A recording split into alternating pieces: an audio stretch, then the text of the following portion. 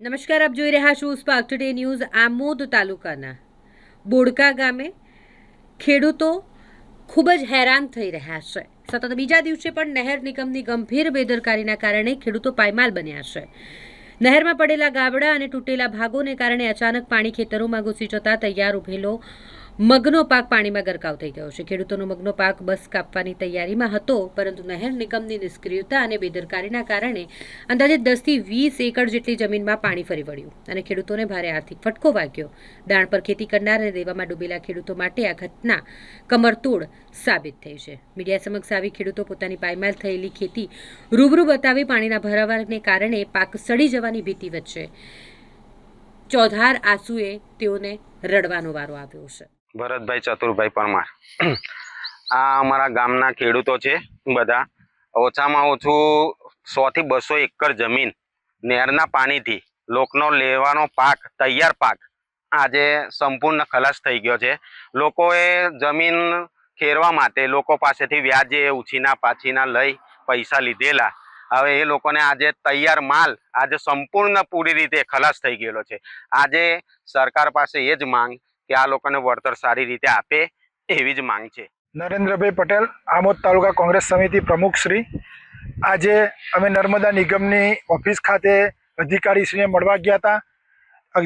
અધિકારીશ્રીને રજૂઆત કરી કે આ જે કેનલો વારંવાર તૂટી જાય છે, સાફ સફાઈ નથી થતી, એની માટે જાત નિરીક્ષણ કરીને વ્યવસ્થિત સફાઈ કરવામાં આવે। બીજું કે આ ખરેખર ચોમાસું ગયા પછી સાફ સફાઈ કરવાની જરૂરિયાત છે।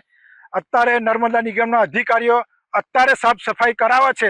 અત્યારે સાફ સફાઈ કરાવવામાં હજુ થયું નથી, ત્યાર પહેલાં પાણી છોડવામાં આવ્યું છે।